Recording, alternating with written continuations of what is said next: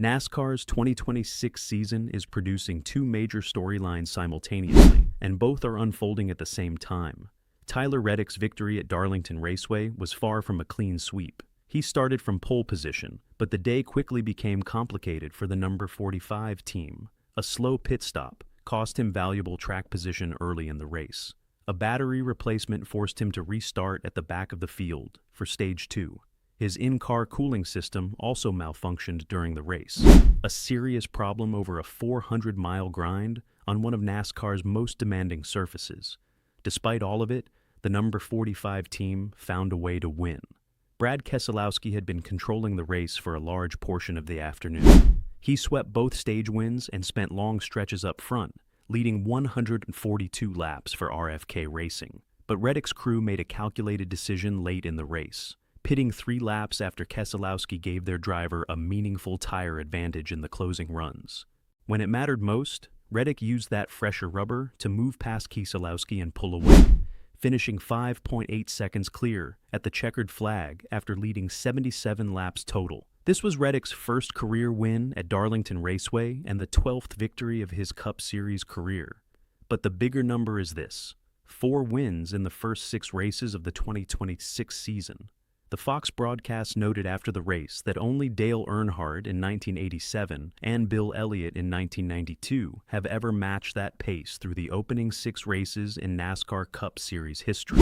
When you hear names like those attached to what a current driver is doing, you stop and pay attention immediately. For 23 Spineless Racing, the team co-owned by Denny Hamlin and Michael Jordan, this result also represents the organization's most successful single season since it launched back in 2021. Michael Jordan said after the race that Reddick did an unbelievable job, and honestly that might even be an understatement given everything the team had to overcome during the day. RFK Racing had real reason for disappointment after this one. Keselowski did so many things right for the majority of the race, and Chris Buescher led 41 laps while showing genuine speed throughout the afternoon. Buescher suffered rear-end damage in a late pit road incident involving Reddick, who apparently did not realize Buescher was pitting and made contact. Buescher recovered to finish 9th, but this will be a race that RFK looks back on as one that got away, especially with the new package making handling more difficult for everyone. Carson Hocevar delivered a strong and quietly impressive performance for Spire Motorsports. He was forced to start from the rear of the field due to pre-race inspection penalties for unapproved adjustments, which usually puts a team into pure survival mode at a track like Darlington. However, the Spire crew played their strategy smartly, keeping Hocevar out longer than anyone else under green with about 47 laps remaining, cycling him onto fresher tires, and he charged all the way up to a 4th-place finish. Team Penske had a mixed day overall. Ryan Blaney came home 3rd, and Austin Cindric crossed the line 5th, which from the outside looks like a solid result for the organization. But Joey Logano had the kind of afternoon that raises real questions. He qualified 29th, dropped a lap down before the race was even 35 laps old, and ended up finishing 33rd. For a 3-time champion and a former Darlington Spring winner, that result stands out in a way that the team will need to address going forward. Reddick's dominance is no longer just sparking admiration inside the sport. It is starting to create serious suspicion. According to reports, rival organizations have begun raising formal concerns about 23/6 Racing's level of competitiveness through the first 6 races of 2026. After a 4th win in 6 races, multiple teams have reportedly started questioning whether the number 45 car is fully compliant with NASCAR's rulebook. And that is where this story gets truly explosive. The specific areas drawing scrutiny are the number 45 car's tire longevity compared to the rest of the field, its acceleration coming off the corners, and its ability to maintain consistent long-run speed regardless of track conditions. Those 3 elements together are what make the situation unusual. Teams can occasionally get one area right for a specific weekend, but showing consistent advantages across multiple variables and multiple different venue types is far harder to explain away. An anonymous team executive was quoted saying that the competitive margin simply does not make sense, and pointed specifically to those 3 areas as being on a completely different level from the rest of the field.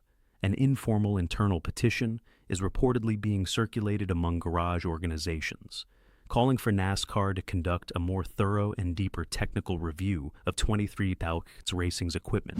NASCAR responded by stating that all cars go through strict inspection protocols both before and after every race, and that there are currently no findings indicating any rules violations. 23-6. Racing pushed back firmly against the rumors, with a team spokesperson stating that their performance comes entirely from preparation, execution, and having a strong team working together. Both of those things can be true at the same time. There is no confirmed violation, no official penalty, and no proven infraction at this point. Just suspicion and frustration building across the garage. But in NASCAR history, whenever one car or one organization starts beating everyone this consistently and this early in a season, people inside the sport always start asking harder questions.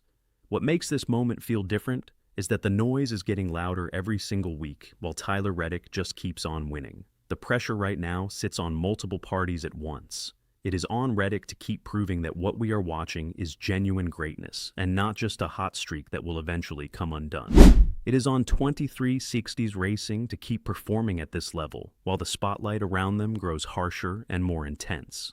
It is on NASCAR to make sure that every inspection is airtight and that every question being raised inside the garage gets a clear and credible answer. And it is on the rest of the field. Drivers like Brad Keselowski, Chris Buescher, William Byron, Carson Hocevar, Joey Logano, Ryan Blaney, Austin Cindric, and everyone else chasing this number 45 team to figure out how to close the gap before this season starts getting completely away from them. As fans, this is exactly the kind of moment that makes a season feel truly alive. You have greatness, pressure, doubt, drama, garage politics, and real on-track results all crashing together at once.